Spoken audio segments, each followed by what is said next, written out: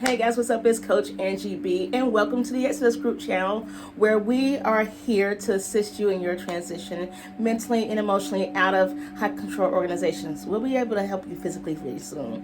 We have our first 5K this year, first physical 5K this year. Join us October 25th.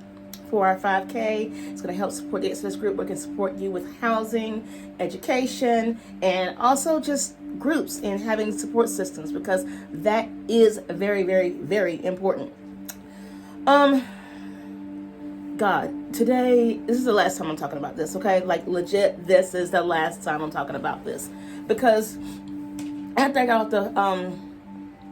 got off live and recorded our video on Friday about the government body's announcement about, oh, now you can go back to school. It's just a conscious matter. I had to sit down and think about it a little bit, because, I was angry, okay? Like I said in my last video, I was affected by that too. I remember distinctly the elders telling me, no, it's not okay. I graduated with a 3.8, y'all. I had it, okay? I was going to college. And the elders literally told me, no, it's best for you to become a regular pioneer and serve Jehovah. It's great to serve Jehovah. And I did that.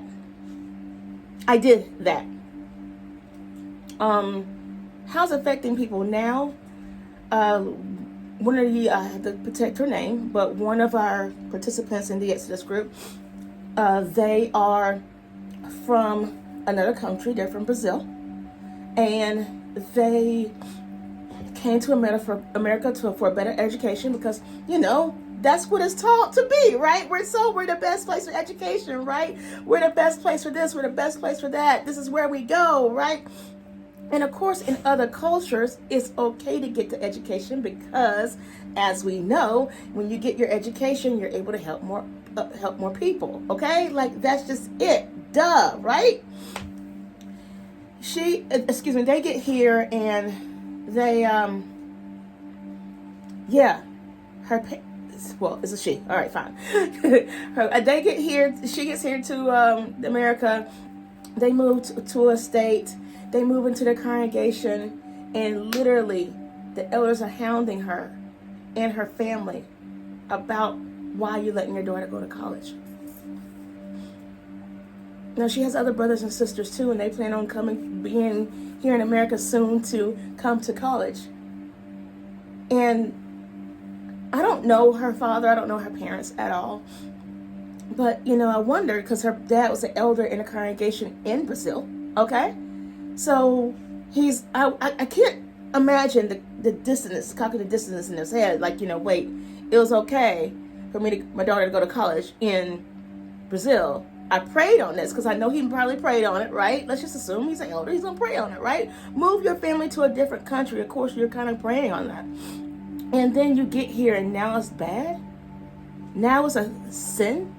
Now Jehovah's not happy with your decision. If this is a worldwide organization, again, why is it a problem? Why is it a situation when you're in a different country? Oh, because culture does matter.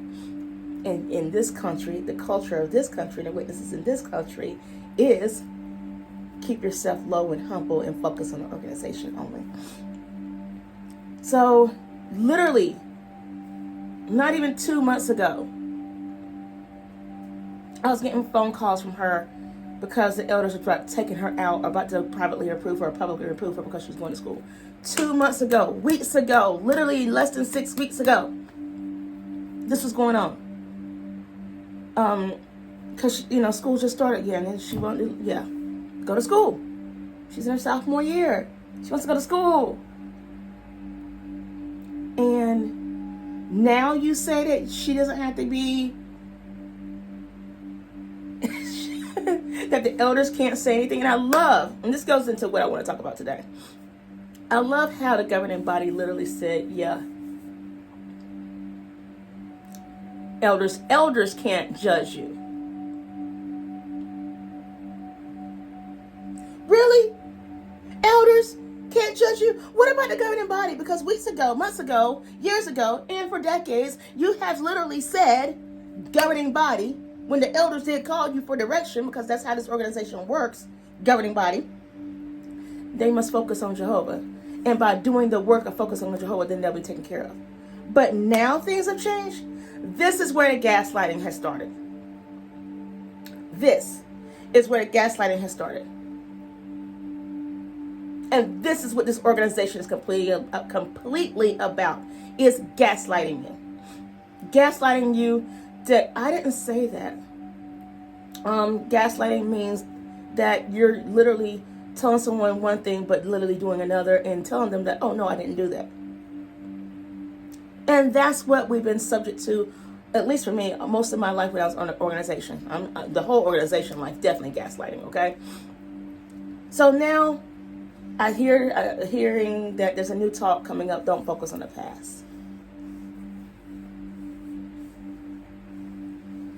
If I'm not to focus on the past, then why must, if I want to come back as a disfellowship person, why do I have to wait 6 to 8 months or a year to see if I'm a good Jehovah's Witness?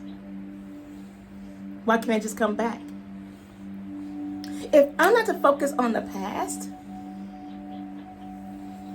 why is it that the Judicial Committee exists on things that happened years ago?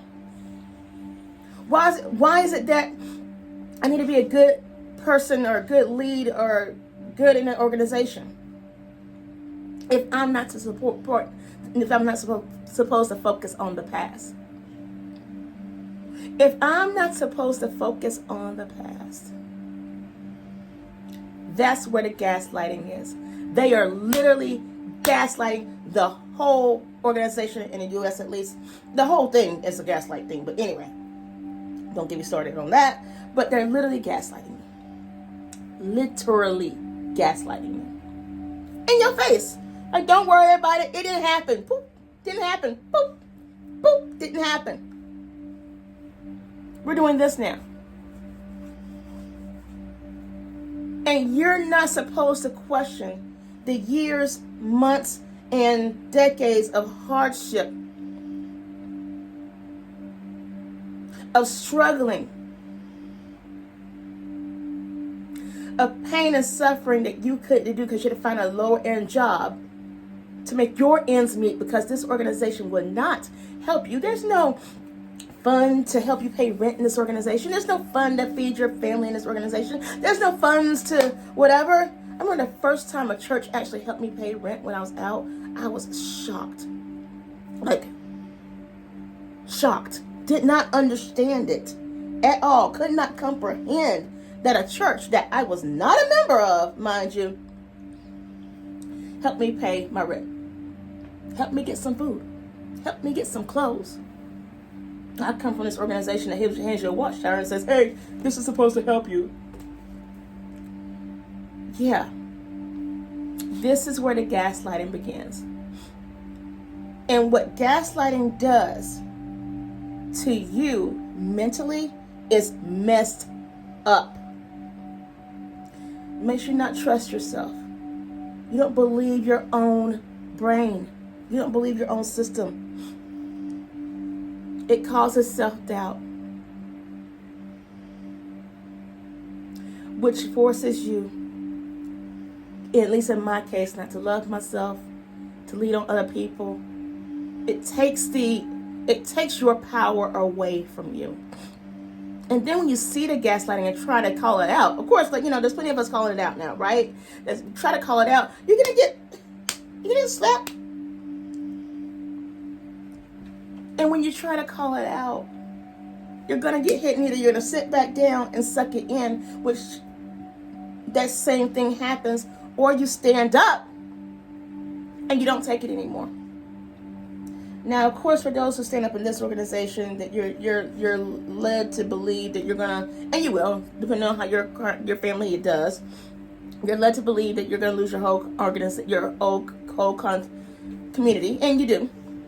You're labeled, you're talked about. I hope this really does wake up a lot of people. But I don't know where they're going to go. Well, yes, I do know where they're going to go after that. We're going to talk. We're going to talk about it with the Exodus group. That's our mission. That's our purpose. Because this is, you're not alone. And yes, if you see it, you see it. I'm so proud of you seeing it. And there is stuff you can do. Yes, it is a hard road out. But the governing body is literally blaming you for following direction that they forced you to do. It's not right. It's not fair. It's not right. But it's okay. I'm gonna make it anyway. You're gonna make it anyway. All right, now. You're already gonna make it. Yes, they should be held accountable. Yes, they should. Yes, they should. I'm saying apologize. Yes, they should pay for everybody's college, okay? Like, they should really pay for everybody's college, all right? Like, real talk, they should really pay for everybody's college. But, no, they're not going to do that because that means they admit guilt. And that's not part of gaslighting. They've got to remain strong and just pure, right? No. It's okay to get your college degree and leave. Okay? It's okay. It's been okay. It's not fair that they're going to blame you and the elders for holding this rule. It is not fair. And it's not right.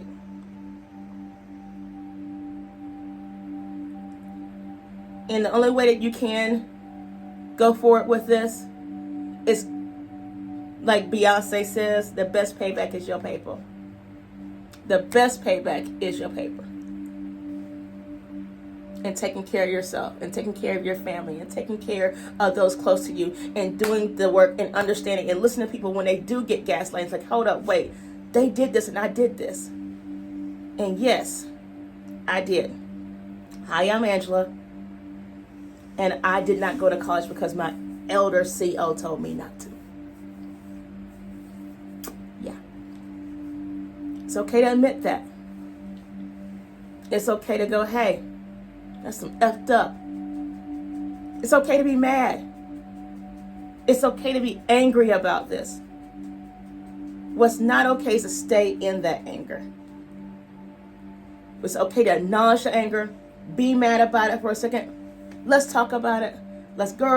Oh my goodness, let's talk about it. We can, if you want, if that's your duty to go and sue people, then great. That's just not my mission. That's not mine, but I know people who are like that, and let's go. I support you. That's just not mine. I prefer to go ahead and get my paper up, take care of myself, live my best life. Oh yeah, and it's okay to be angry at it all. Very much so. Very much so. The hypocrisy is huge. I created a program, a free program on my website called Alchemizing Anger for this reason. Because of the hypocrisy that we can see inside this organization.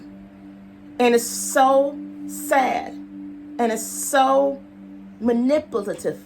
Did I say that word right? Manipulative. But this is what this organization does. That's just it. And I'm glad that we are out. I'm glad that you are out. My back started itching. I'm glad that you're out. I'm glad you're out because you're on the way out mentally, physically, emotionally, all the leads, okay? I'm proud of you. But now, in order to not, yes, it ruined some of our lives. It ruined a lot of our lives. But you can get your life back. And I'm here to help you. And let's talk about how to get that done. Again, I'm Coach Angie B.